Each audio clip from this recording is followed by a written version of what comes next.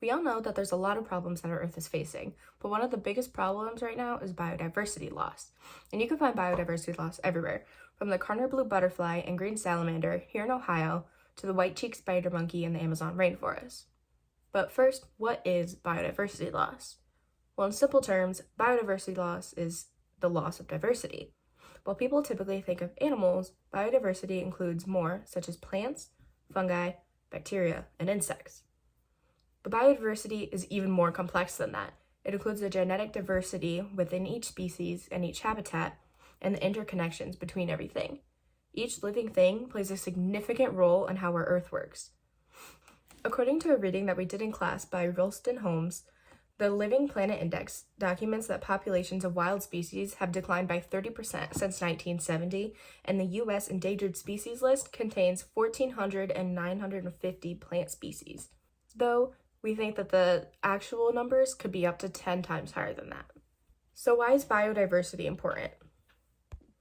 Biodiversity is more important than many people may see. It's the reason we have clean air, food, medicine, and countless other things that all living animals count on. Biodiversity is the foundation of our future here on Earth and is crucial to the ecosystems within it. Everything within an ecosystem is interconnected, meaning the loss of one species can cause the collapse of an entire ecosystem. We rely on biodiversity to provide us with things like food, water, and shelter, but largely medicine as well. Much of the modern-day medicine we use is thanks to the wonderful diversity of plants. In fact, around 25% of Western medicines come from tropical plants in the Amazon rainforest, and we've only studied about 5% of the Amazon plants species that have potential for medicines. Not only does biodiversity allow for discoveries in the medical field, but it also has a large impact on scientific discoveries and how we understand the functions of ecosystems and life itself. Looking at the genetic diversity within ecosystems allows us to understand how species interact with each other, the roles they play, and the history of our Earth, as well as even bigger scientific ideas such as evolution and editing the human genome. Another reason biodiversity is so important is because of climate change. The more we destroy ecosystems, the more carbon dioxide is going to be released into the atmosphere. The more carbon dioxide and greenhouse gases that are released into the atmosphere, the more the average global temperature is going to increase. This causes plenty of issues, including acidification of the oceans and bleaching of coral reefs, increasing precipitation and severity of storms, increased droughts, and wildfires. The list goes on, and according to the United Nations, biodiversity is the best natural defense against climate change that we have. Everything we currently already know tells us that biodiversity is an incredibly important part of the Earth, and this is just part of what biodiversity entails. Imagine how much more we could continue to learn and get from continued understanding of biodiversity. Another reason that biodiversity is important is simply because kids love animals. So here's an interview I did with a 5-year-old little boy named Jackson Hodak to get his opinions on animals and why we should protect them. Do you like animals? Yeah. What's your favorite animal? Giraffe. Giraffes? No, I mean elephants. Elephants? Yeah. They so cool. Yeah. Why do you like animals? 'Cause I do. Because you do? I like animals just a little bit. Yeah. Yeah. Would you be sad if there was no animals? Yeah. Really sad. And I'll be really sad if they are closed when we go there. Yeah. Yeah, that would be sad. Yeah. So as you can see, kids love animals and would be sad if they were gone. So this is why we should protect them. I mean, you wouldn't want to make a kid cry, now would you? So what can we do to prevent biodiversity loss? Well, there is many things that we could do to help prevent the loss of biodiversity. Today, I'm going to focus on one potential solution. This solution is zoos. And while the topic is debatable, a partial solution to the biodiversity crisis would be implementing zoos / more rehabilitation-centered programs for animals.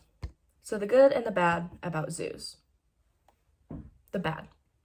Admittedly, there are a lot of problems that arise when looking at zoos as a solution. Some zoos sadly don't have the species' best interest in mind and instead prioritize making money from visitors.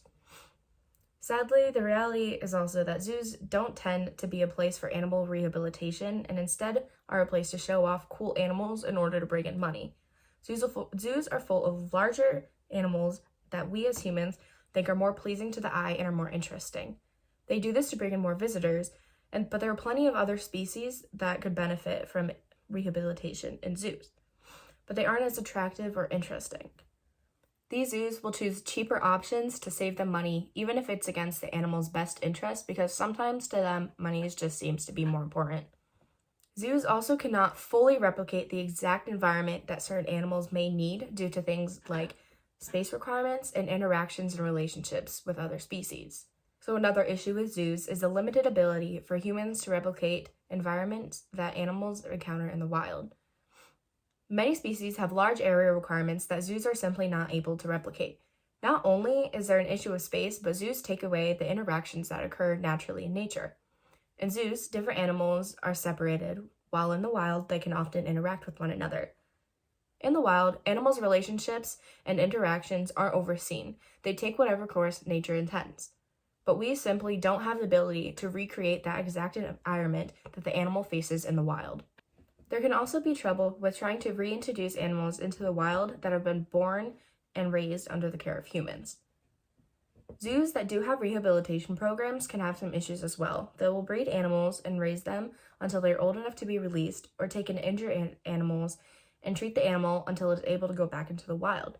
An issue with this, though, is that those animals that are born into the care of humans and have humans to take care of them, that's all that they know. And when they're released back into the wild, they don't have the same natural experiences as those that are born and raised in the wild. So sometimes these animals can be too dependent on humans and aren't able to be released. Like I mentioned earlier, zoos tend to give more attention to the larger and more aesthetically pleasing animals and don't give attention to other species that are also extremely important to biodiversity. Zoos are full of big, fancy animals and less of species that are extremely important but small. Of course, we should try to help these big, fancy animals as well, but we also need to focus on the species that may not be so pleasing to the eye or as cool. These species are just as important in the complex cycle of Earth. So now, the good about zoos. There are some negatives to zoos, as there is to almost everything, but zoos have the ability to make a huge impact for the greater good. With some changes in the best interest in mind, zoos can become one of the biggest ways to help reduce loss of biodiversity. Zoos have a lot of power to educate and influence people to help with the biodiversity crisis. Zoos can also have a large impact on helping with habitat preservation by showing the importance of preservation while educating people and creating some programs to help with costs and other needs of preservation. They allow people to see some of these species firsthand, which may help encourage people to want to help and be a part of fighting biodiversity loss. If we use zoos in the sense of being sanctuary or a place for animal rehabilitation, we'd see a lot of positives when it comes to biodiversity. Zoos can provide a sanctuary for these endangered animals to prevent the extinction and loss of even more species by helping animals survive and also repopulating the species.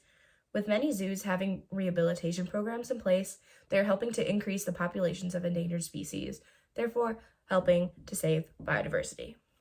A local solution is the Cincinnati Zoo and Botanical Garden. The Cincinnati Zoo has great programs in place for conservation, education, research, and preservation, and is one of the best zoos in our nation.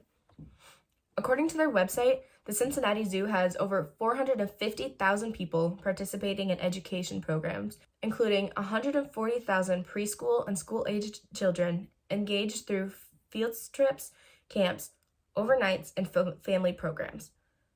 Educating people is one of the best ways that we can get people to care and more likely to help make a difference. Not only does the Cincinnati Zoo have great educational programs, the Zoo and Botanical Garden also has over 400 animal species and over 3,000 plant species. Within the Botanical Garden, the zoo has a specific garden dedicated to plants that are native to the area, such as early spring ephemerals and trees such as the big leaf magnolias. Many of these plants are also host plants to many butterflies and moths also in the area. They also have a garden known as the Butterfly Garden that hold a plethora of plants that are butterflies' favorites, as well as a garden full of a variety of insects' favorite plants. With so many plant and animal species in the zoo, they're protecting all sorts of important wildlife, not just the wildlife that is more aesthetically pleasing. The Cincinnati Zoo and Botanical Garden also holds many species that are endangered around the world. These include animals like the African penguin, Asian elephants, black rhinos, cheetahs, and western lowland gorillas. Not only do they have some of the species in rehabilitation programs, they also support many other groups that are working towards conservation of these species and their habitats. As states on their website, they're a world-renowned leader in the areas of endangered species reproduction. And all while doing these things to help species in their environments, they're doing so in a green, sustainable way. While they have plenty of ways that they try their best to be sustainable, some of the ways that they do this is including lots of solar panels on their campus, as well as helping others to bring solar energy to other areas. The Cincinnati Zoo also collects and reuses every bit of water that lands on their campus, wasting absolutely no water and allowing none of it to go back into Cincinnati's very old wastewater systems. And they have several systems in place promoting no waste. Save the animals, please.